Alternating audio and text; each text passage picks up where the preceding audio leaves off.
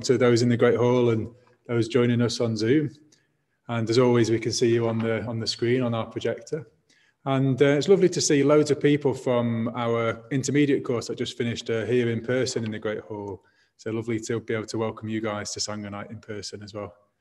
So I'm just going to announce a few events before the talk. So the first one is this Thursday is our Walkley Litter Pick. So what we've been doing, it started in lockdown, and we're carrying it going.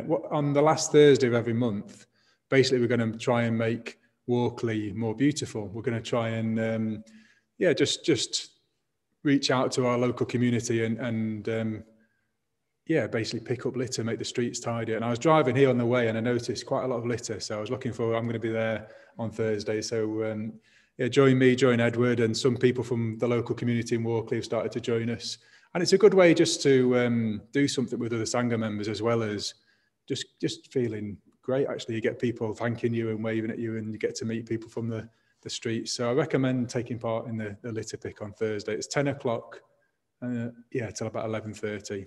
And we'll give you your own stick and a bag, and we'll give you a map of where to go. So I'm going to talk about being a hand of Avalokitesvara. So it might be a hand holding a litter pick on Thursday. That might be what's needed.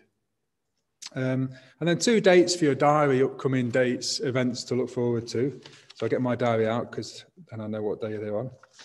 So on the 27th of June, it was planned to be our summer fair. Usually we have a summer fair.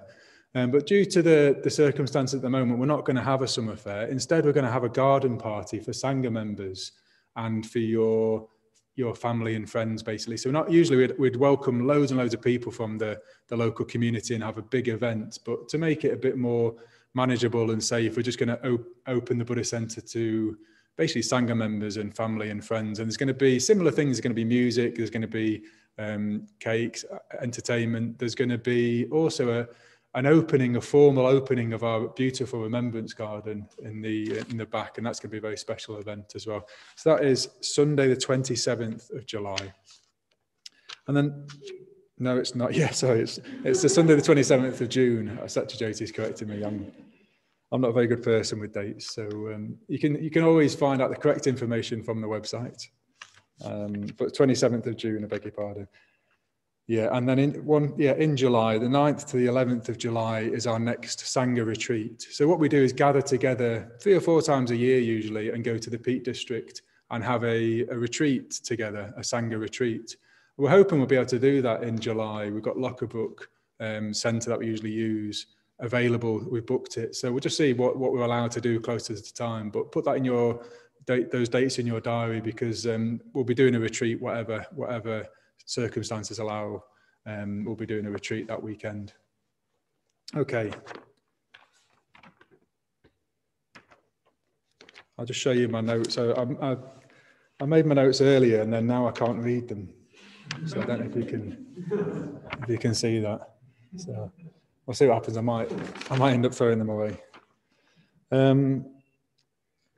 So our theme has been and continues to be building the Buddha land. And we've chosen this deliberately. It's a great theme. We're really enjoying the flavor, the talks and the content. But also we're at the moment reconnecting as a Sangha physically with each other. We're starting to gather together again, to meet together again.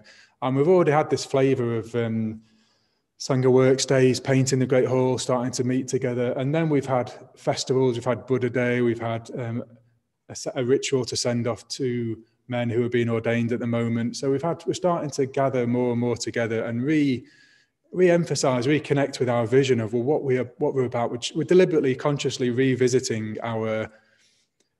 you could say our mission statement is not the right word, but it's like what we're about as a Sangha. In a way, what is Buddhism about? We're revisiting that, going right back to the heart of the matter. And what it's about is building a Buddha land, building a community. Sangha Akshata has said, well, that every Buddhist centre should have that at its aim, trying to create a Buddha land for people to join. Conditions that are conducive to awakening, but also attracting people into that.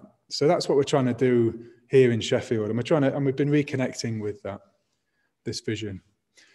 So on Sunday we celebrated Buddha Day Festival, and we heard about the Buddha's enlightenment. Yeah, we heard I found really moving talks about the story of the Buddha's enlightenment. We heard about the Buddha, seated under the Bodhi tree, making a great vow to become liberated, not for his own sake, but for the sake of all beings, to break through into just a very, very radically different type of consciousness. And we heard about the attacks he underwent, the kind of the things he had to overcome internally in his consciousness. And then we heard as well from Parami last week, who gave a great talk on the theme of the Bodhisattva ideal. The Buddha's vision. The Buddha had a vision, and it's easy to say in words, but it's very different to actually see it directly and experience the world in this way. But the Buddha saw the emptiness of all phenomena. He saw that all phenomena arise and pass in dependence on conditions. So in a sense, you could say, well, they're empty of a separate self-existence. Things can't and don't exist separately from anything else. And as a result, they're constantly changing. There's a constant flow of impermanence and change. So the Buddha penetrated deeply into this. And this was a liberating vision. The Buddha was liberated from suffering through really, really seeing things as they are, really seeing the truth. The Buddha was liberated from suffering. But we heard last week from Parami, the response of the Buddha, the emotional response and the volitional response. It wasn't really concerned with his own liberation. It was to help other people. It was to move out, to reach out, to travel across India, barefoot often, just walk around, and whoever he encountered, try and help them to see what he had seen, help them to create the conditions for them to be freed from suffering as well, to liberate other people. So there's a response of compassion. And Parami talked last week about how wisdom always comes with compassion. There is always this emotional, volitional response of compassion with wisdom. So, yeah, this would have had a huge effect. I mean, it goes without saying, but it's worth dwelling on that the Buddha just himself would have had a huge impact on the people he met, but also the kind of the realm that he dwelt in. We heard on Sunday about this kind of aura that the Buddha had around him that would, nothing could harm him in a way. The kind of the attacks of anger and hatred just were transformed. And the Buddha he occupied this really beautiful space, this consciousness. And this seemed to, this would have had an amazing effect on the people around him. Could you imagine just being around someone with that type of consciousness? And in a way, what the Buddha created was a realm around him that other people occupied. And so we have this phrase, the Buddha land, a pure land, or a Buddha field, a Buddha land.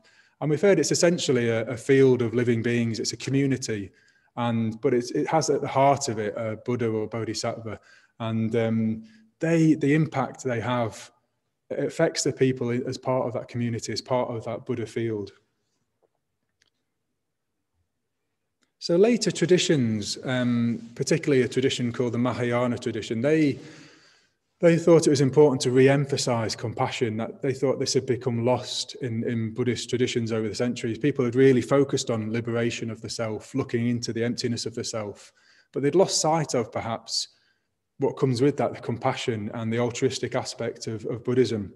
So what became developed was the Bodhisattva ideal, the ideal of the ideal Buddhist being a Bodhisattva. Bodhi means awakening, Sattva means being. So it's a being of awakening. But the way you would describe it is it's a being whose all of their energies, all of their volitions, their whole being is orientated towards enlightenment. They are completely committed to and dedicated and focused on awakening. But also, this is really important, not just for themselves, but for all beings. They've got this very powerful altruistic urge, this force that just compels them to practice for the sake of other people, to liberate all beings from suffering.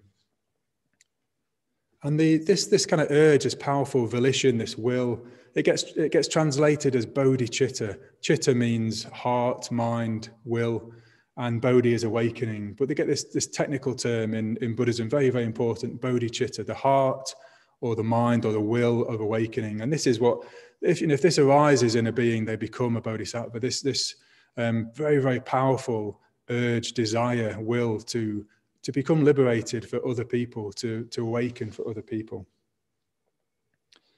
But yeah, in a way, there's a few dangers associated with it, and there's a few questions arising from it, and that's what I want to explore this evening.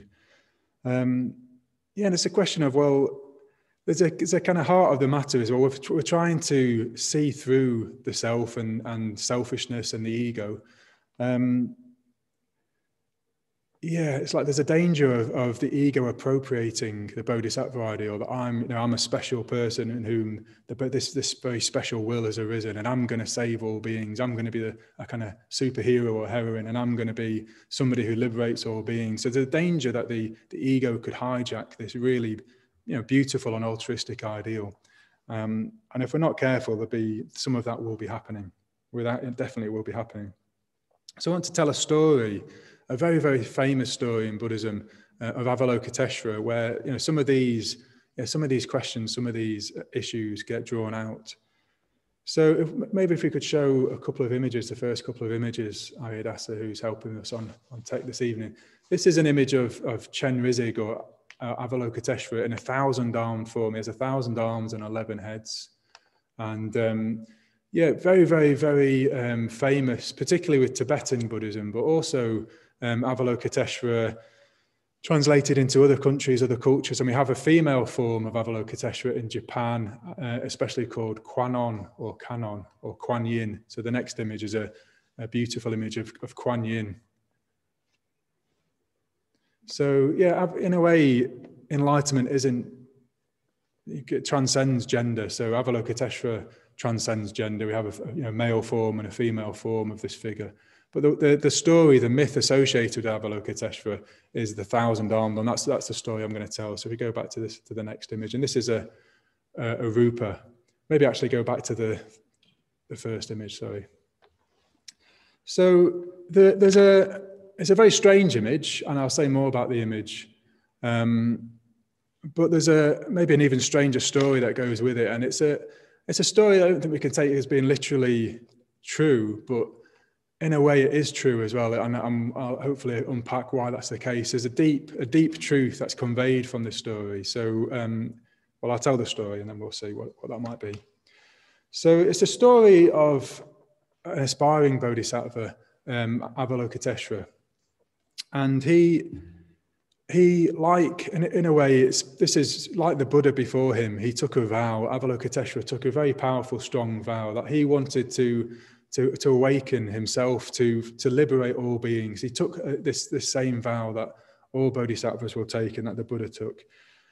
So he had this really strong, powerful desire that he wanted to dedicate himself to alleviating the suffering of all beings. And on top of the vow, we're not sure why he does this, but maybe we could unpack this as well. He swears alongside this vow that if he ever hesitates, even for one moment, then may his body shatter into many pieces.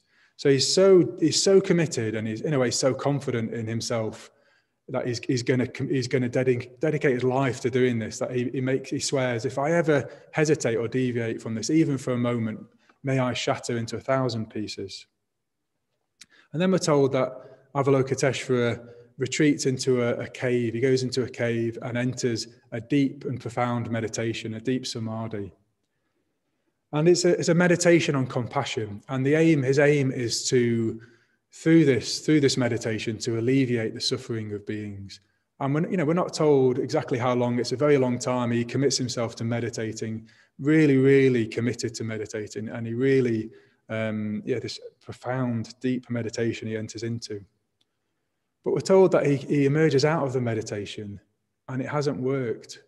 Either something has been missing, or something has been in the way. There's been an obstacle in the way, but it hasn't worked.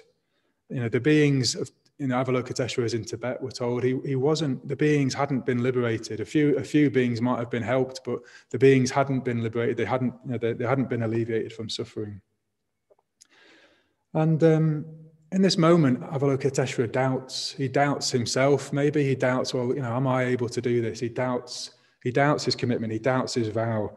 Is this really going to happen? Am I going to succeed? Is this possible? Can I really alleviate the suffering of all beings? And in that instant, because of the vow he's taken and the oath that he took, his body shatters into 1,000 pieces. And we're told that Avalokitesvara cries out in pain, cries out in distress and pain. And he cries out to Amitabha, the archetypal Buddha of love and compassion. So Amitabha is a deep red color, and he's an archetypal Buddha associated with boundless love and boundless compassion. And we're told that Avalokitesvara, he cries out for help. And then we're told that Amitabha reassembles Avalokitesvara. He's able to recreate Avalokitesvara and reassemble him in an entirely different form. Avalokitesvara is reborn, is remade in this form of the thousand arms and the 11 heads. Maybe we can see that image again one more time. And behind me in the Great Hall, we've got a beautiful tanka of this image. So Avalokitesvara is recreated by Amitabha. He has 1,000 hands, and in every hand there's an eye, a beautiful eye, which can see clearly the wisdom, and from wisdom flows compassion. And in every hand, we're told there's a different implement. Many of the hands hold different implements, different ways that Avalokitesvara can respond to the suffering of beings. And he has 11 heads, and they're looking in every direction. So Avalokitesvara can see, and he can see and hear all of the cries of the world, all of the suffering in the world. And he has the ability, the capacity to respond, because he has the means. He has all these different hands hold different implements, different ways that he can give people what they need, respond in the ways that are needed. And you might see there's 10 heads, and the head on the top is the head of Amitabha himself. Amitabha places his own head at the top of this stack, this kind of strange, weird stack of heads. So yeah, maybe there's a lot of meaning in that. Amitabha's vision, Amitabha's love and compassion is what kind of holds this together. This is the kind of view, this is the perspective that holds this strange being, this strange figure together. And at the heart, we're told at the heart, the two hands at Avalokitesvara's heart hold a precious jewel of the Bodhichitta, this heart of awakening, this very powerful force, this desire to liberate all beings from suffering. So I think, I want to just visit a few of the details. A lot of people will have heard this story many times, and some people might be hearing it for the first time. So, but try and approach the symbolism with fresh eyes if you can. If you've heard it many times, just try and reflect on what is meant here, what is being communicated here. And I think to begin with, there's as we talked about earlier, the ego can get in the way. The ego can hijack or kind of sabotage our very altruistic motivations, and in a way that's bound to happen. That's going to happen. We're going to have mixed motives in the Dharma life. We're going to set out with really altruistic intentions, but that's going to get hijacked by our ego in some way. That's going to get in the way, and maybe there's a kind of pride and a conceit about our altruistic intentions. Like I must succeed. It's me. I'm going to do this. I'm going to help people. And that's going to get in the way. That's going to stop. We're not going to be successful. It's going to block.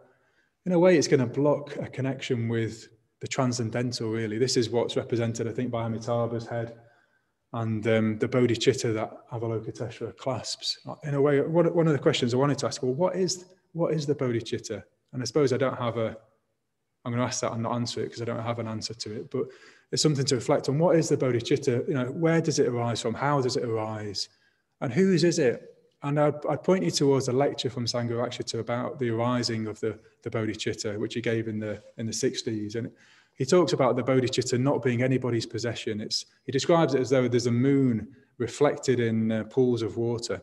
And basically it's non-personal. It's something that doesn't belong to anybody. So what does that mean, and what might that be experienced like? A very powerful will or desire or urge that arises independent on particular conditions, which it's not your own will. It doesn't feel like it's your own will. You don't experience it as your will, but it's very, very powerful, very, very altruistic, and it drives you to act for the benefit of all beings. So the Bodhichitta and the transcendental, and the ego will get in the way of that. The ego gets in the way of that. But in a way, it's humility. It's humility that causes cracks in the ego. When we realize the limitations of our own capacity, of our own selfishness, well, cracks start to emerge in that ego, and humility can start to appear. And then when we see our own limitations, maybe we can revere and look up to something beyond ourselves, beyond our own ego, and that maybe something can start to manifest through us, to arise through us. So I think this is communicated in the myth in a way that Avalokitesvara can't do it on his own. He can't practice on his own. He can't be liberated on his own. And he has to cry out. Well, he shatters in a way. He reaches a crisis point and he shatters, he breaks. And at times, this can happen, this will happen in your Dharma life. If you're really sincere and really wholehearted about practicing and transforming, not just for your own sake, but for the sake of other people, you will hit barriers and you'll reach your own limitations. And it will cause a great tension. There will be a tension there because you'll doubt yourself. You'll doubt whether whether this is achievable. But there's a longing. There's a real deep longing to help people. And if you're really committed to that, something has to give. Something has to break. And what happens is bit by bit, bits get knocked off the ego and cracks appear. And so something else can shine through. Something else can start to radiate through.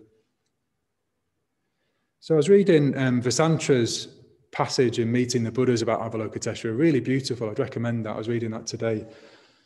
And he says, well, often in the West in particular, we focus on the self and we focus on the ego and trying to remove the ego. And we kind of get into, he described it as like a negative self-obsession. We just become obsessed with ourself, trying to find and trying to see the self and the ego. And people get kind of tied up in these kind of negative self-obsessed knots in a way. And he said it's much healthier, much better just to give the ego something so big that and so beautiful that it wants to cooperate, and in the end will just kind of give in and go along with it in a way that it's kind of that will eventually want to serve.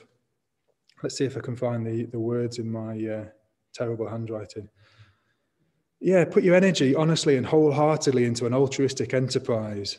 And your motives will get purified over time. Work from what's best in you and the best in others. And the unskillful motivations will begin to crack. Cracks will appear. And your consciousness will get reorganized around the bodhicitta, around the will to enlightenment, in the way that Avalokitesvara's being was reorganized and recreated. Yeah, so there's a great tension, and this is a feature of the Bodhisattva path, is a tension between self and other, the practicing for yourself and liberating other people. And there's all kinds of, and again in this lecture series on the Bodhisattva ideal, Sangha actually unpacks all of these tensions, all of these paradoxes. Yeah. Okay, so there's an inherent danger in this image, which is, I could be Avalokitesvara, I could be a Bodhisattva, I could become all things to all men, all things to all people, and that is the danger, that we try to become that. We try and become this kind of all-powerful superhero who can save all beings and respond to people with whatever they need. Much better to see yourself just as being one of the hands of Avalokitesvara. So this is where Avalokitesvara becomes a very powerful symbol for community and Sangha, and this is where there's a connection with our theme. So Sangha Rakshata, our teacher, suggested, well, the 1,000-armed Avalokitesvara is, well, not just a symbol for our order, it is our order, which is kind of very powerful to reflect about. He says that it is our order. Our order is the 1,000-armed Avalokitesvara. Maybe at our best. I mean, don't look at the order members that you see and think, well, are you really a hand of Avalokitesvara? But, at our best, maybe, and in an archetypal sense, the order is literally the 1,000-armed Avalokitesvara, Sangha Rakshata says. And we see this as a symbol for our Sangha, our community as well, that, well, in a way, it's not so healthy to try and think of ourselves as becoming bodhisattvas, but why not be a hand, one of many hands of Avalokitesvara?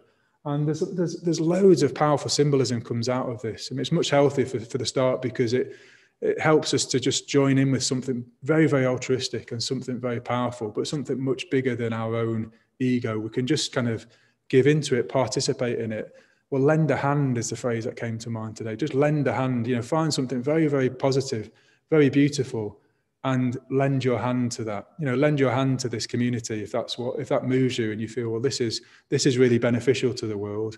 Well, just become a hand of that. Lend your hand to the community. Become a hand that is building the Buddha land. So, yeah, a few things to say about that. One is that it might not be clear question to ask, to reflect on was, well, what might I look like as a hand of Avalokitesvara? What might I contribute to the Sangha? What would my hand be holding if I was a hand of Avalokitesvara? What would it be offering to the world? And important thing to say is basically what's needed is helpful. Kind of just to say, well, not like what can I give? What do I really want to give everybody? But what does the situation need? Because this is what compassion does. It sees with metta and then responds and gives what's needed. So have a think about what might be needed, and it might not be what you want to give. So that there's an interesting reflection there. So it might be, this is just a silly example that came to mind today, but you might have skills in origami, and you might want to offer everybody, a Buddhism and origami course because that's what you really can contribute. But actually, poor old Mahayana is cleaning the toilets on his own again, week after week, year after year. And what might be needed isn't a course in origami, but just someone to lend a hand to Mahayana who just quietly got on with cleaning the toilets for years. So it's just think, well, what is needed and responding in that way, and what can you give what's needed? That maybe is an interesting reflection. Also, you don't have to copy other people's hands. You might see people think, wow, they're really impressive. I really want to be like them. Don't try to be somebody, another person's hand, but just over time discover just be driven by that desire to give, that desire to help, that altruistic desire, and it will rearrange you, it will reorganize you. And over time it will emerge. It'll become clear to you and others how you can give and what's needed. And it might be practical things, but there might be something else that you can give. So just keep an open mind about that as well. Don't try and copy somebody else's hand. And then, there's an implication to, another danger might be, there's so many hands, I can just be a hand that's at the back, just kind of watching all these other great hands and just kind of be a bit passive in a way.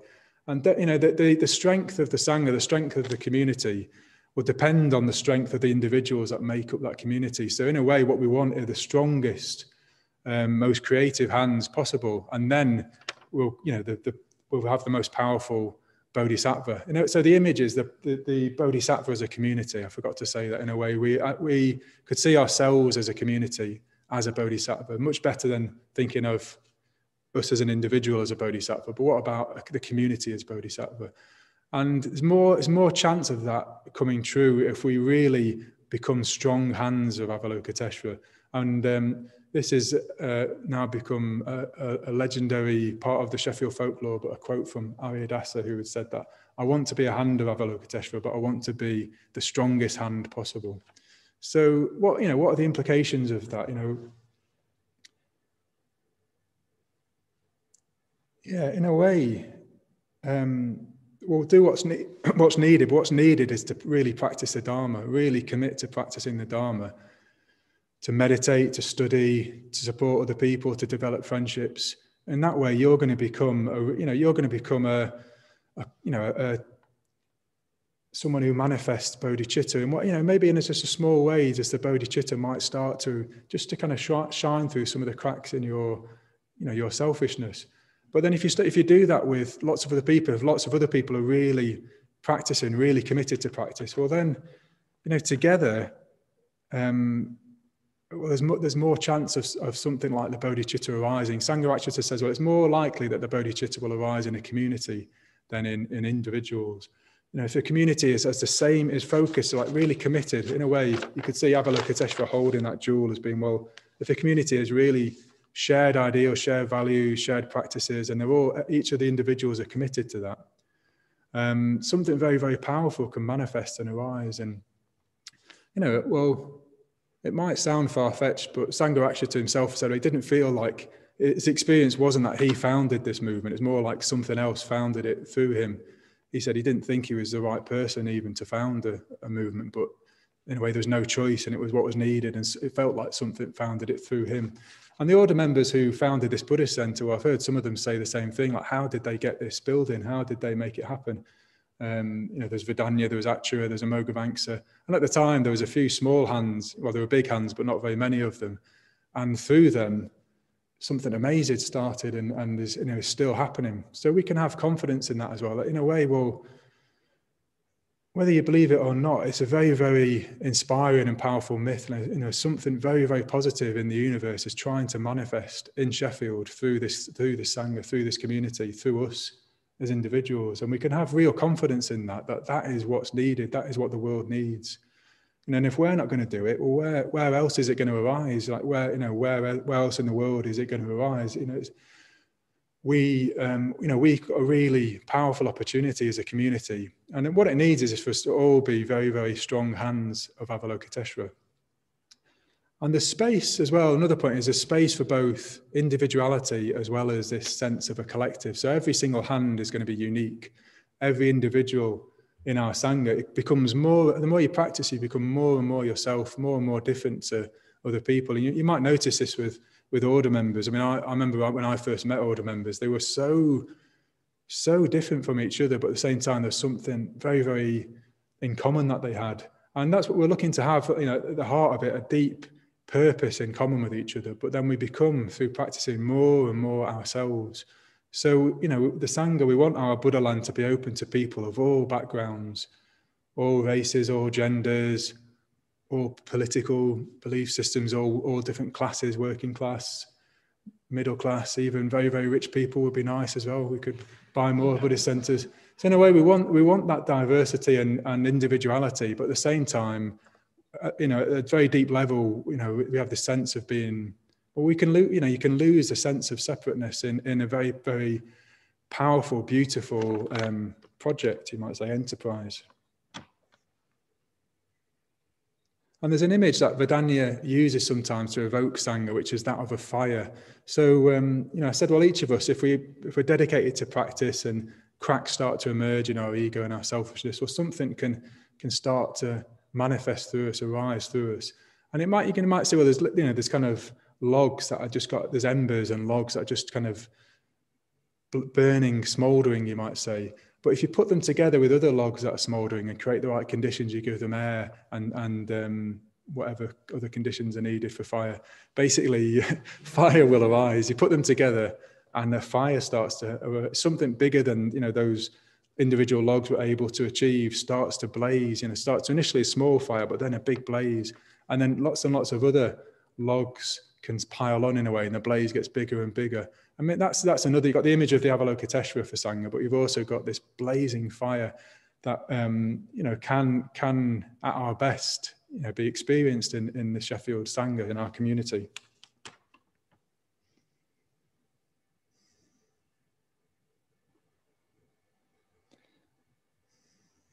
Yeah, sorry, I was just trying to read my terrible handwriting. I think I might have said everything that I need to say, but that's not a great way to end. Yeah. Maybe actually what I was saying, I wanted to talk about Maitreyavarsin, so I've gone on for too long, but I just want to end by talking about Maitreyavarsin as an example, who, in a way, just does what's needed. He's a hand of Avalokitesvara who really wants to benefit other people, so he'll find ways to reach out and do what other people need, and it could be very, very practical. It might be, it has been for years, cleaning the toilets, which is how that's how he got involved in the Sangha Centre, just volunteering, doing that. But then, in a way, more is required of him, and as he committed to practice, he could see that he could be, he could become more than that, and more was needed of him. Like someone was needed to start to join the centre team, to give talks, to communicate the Dharma, and that was way outside of Maitreyavarsin's comfort zone. But he's kind of grown. He's really become a strong hand of Avalokitesvara who now can really teach and communicate the Dharma. And so, he's got this capacity to do what's needed and respond and give what's needed, but also this real drive to develop himself and to become a strong hand of Avalokitesvara. So, I wanted to mention Maitreyavarsin in that way, his example. So, we've got the 1,000-armed Avalokitesvara as an image of Sangha. So in our discussion groups, just maybe explore, how do you respond to that myth? How do you respond to this kind of weird figure? And, you know, how could you lend a hand? You know, how do you lend a hand? You know, are you inspired to lend a hand? So there are some of the themes you might explore in your discussion groups. Thank you.